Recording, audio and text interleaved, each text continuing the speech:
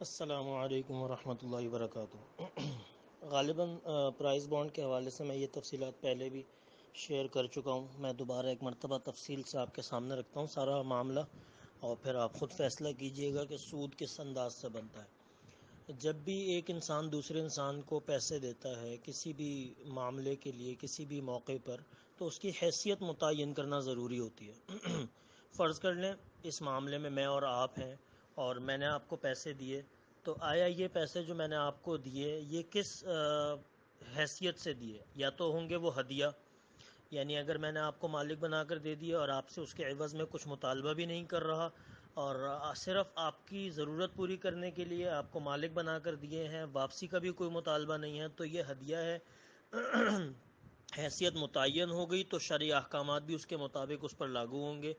دوسری حیثیت یہ کہ میں نے آپ کو پیسے دیے آپ کی ضرورت پوری کرنے کے لیے، آپ کے استعمال کے لیے، لیکن یہ قابل واپسی ہیں، یعنی اس میں ہم نے یہ طے کیا کہ جناب آپ اپنی ضرورت پوری کر لیجئے، اور جب آپ کی ضرورت پوری ہو جائے اور اس کے بعد جب آپ کو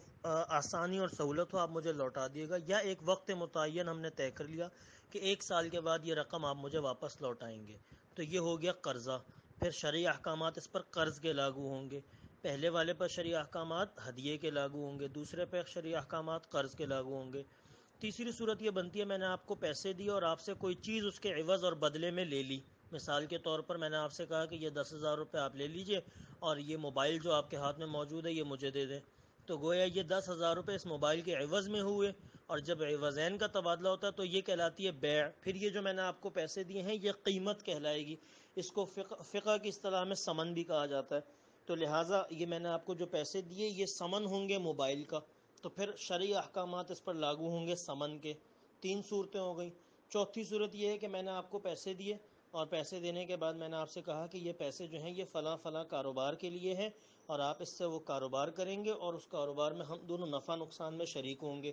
تو پھر یہ پیسہ کہلائے گا سرمایہ، اور اس پر شرعی احکامات لاگو ہوں گے سرمایہ والے۔ تو ہر ایک، اچھا پانچویں صورت ایک اور ہے، وہ پانچویں صورت یہ ہے کہ میں نے آپ کو پیسے دیے اور آپ سے کہا کہ یہ استعمال آپ نے نہیں کرنے ہیں، یہ آپ کو استعمال کرنے کی اجازت نہیں ہے، یہ آپ کو صرف حفاظت کے لیے دیے جا رہے ہیں کہ میرے پاس محفوظ نہیں ہے، آپ ذرا طاقتور آدمی ہیں، آپ کے پاس حفاظت کا انتظام زیادہ اچھا ہو سکتا ہے، تو یہ آپ اپنے پاس محفوظ کر لیجئے، جب مجھے ضرورت ہوگی میں آپ سے لے لوں گا۔ تو یہ پیسے ہو گئے امانت، پھر اس پر شرعی احکامات لاگو ہوں گے امانت والے۔ یہ 5 کیٹیگریز کے اندر ہی پیسہ ہوگا۔ تو لہٰذا ایک بندہ دوسرے بندے کو جب پیسے دیتا ہے تو اس کی حیثیت متعین کی جاتی ہے اور اس سے پھر شرعی احکامات لاگو ہوتے ہیں۔ اب ہم آ جاتے ہیں ہمارے سوال کی طرف، پرائز بانڈ کی طرف۔ آپ نے پرائز بانڈ خریدا اور آپ نے پیسے ادا کیے۔ اب یا تو یہ پیسے جو آپ نے ادا کیے ہیں پرائز بانڈ کے عوض میں یہ قیمت ہوں گے۔ قیمت اس لیے نہیں ہو سکتے کہ پرائز بانڈ کوئی شے موجود نہیں ہے، کوئی کموڈٹی نہیں ہے، کوئی ایسی چیز نہیں ہے، قابل فروخت آئٹم نہیں ہے جو مارکیٹ میں بکتی ہے، وہ تو ایک صرف پیس آف پیپر ہے، ایک کاغذ ہے، لہٰذا قیمت نہیں ہے پرائز بانڈ کی وہ۔ یا پھر وہ پیسے ہدیہ ہوں گے، ہدیہ بھی نہیں ہے کیونکہ آپ نے وہ صرف دوسرے کو مالک بنا کر نہیں دیے ہیں بلکہ اس پر آپ نے منافع لینے کے لیے، فائدہ حاصل کرنے کے لیے دیے ہیں۔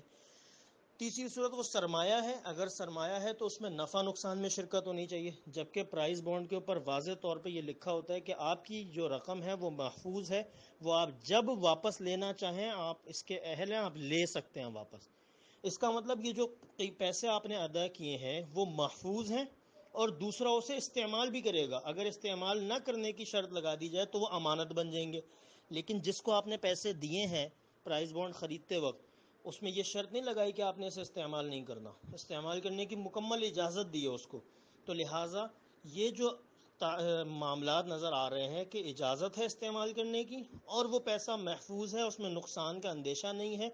یہ معاملات دیکھ کر پتہ لگتا ہے کہ یہ جو پیسہ آپ نے دیا یہ بطور قرض کے دیا ہے، یہ قرض والی صفات اس کے اندر پائی جاتی ہیں۔ تو لہٰذا جب یہ پیسہ آپ نے جو پرائز بانڈ کے عوض میں دیا یہ قرض ہے، تو قرض پر اضافی رقم لینا جائز نہیں ہے، کیونکہ حدیث کے اندر آتا ہے کل قرض جر منفعت فہو الربا، ہر وہ قرض جو منفعت بینیفٹ لے کر آئے وہ سود کہلاتا ہے، وہ ربا کہلاتا ہے۔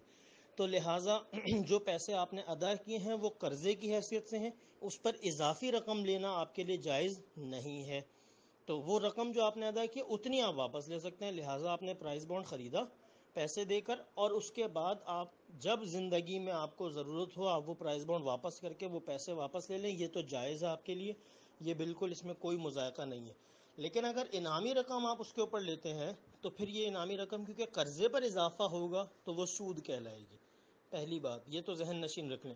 اگرچہ اس سود ہونے کے بعد اس میں کوئی کسی قسم کی بحث مباحثے کی گنجائش نہیں رہتی،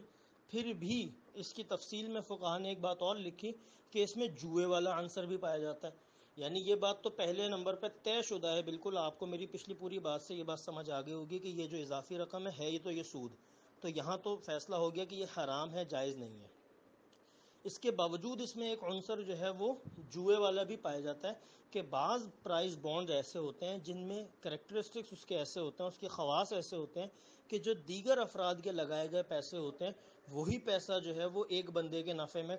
دے دیا جاتا ہے، تو گویا ایک کا نفع دوسرے کے نقصان کو مستلزم ہو جاتا ہے۔ تو یہ اگر شرط پائی جائے تو اس میں جوئے والا عنصر بھی پایا جاتا ہے، جیسا کہ یہ پیچھے تحریر جو آپ نے بھیجی تھی اس کے اندر موجود ہے لکھا ہوا۔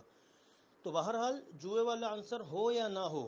پہلی صورت جو سود والی ہے یہ تو یقینی ہر پرائز بانڈ میں موجود ہے، لہٰذا پرائز بانڈ پر انعامی رقم لینے کی شرعاً اجازت نہیں ہے، یہ معاملہ سودی معاملہ بنے گا، اور اس پیسے کے استعمال کی بالکل بھی کسی صورت بھی اجازت نہیں دی جا سکتی۔ امید کرتا ہوں کہ آپ کو سود ہونے کی وجہ اور لاجک سمجھ آ گئی ہوگی، اور جو حیثیتیں میں نے عرض کی آپ کے سامنے وہ بھی آپ کے ذہن میں ہوں گی، آپ کو سمجھ آئی ہوں گی۔ باقی تفصیلات اگر دیکھنی ہو تو فقہ کی مطول کتابوں میں، بڑی بڑی کتابوں میں یہ تفصیلات موجود ہیں، وہاں سے دیکھی جا سکتی ہیں۔ جزاک اللہ خیرا و احسن الجزاء۔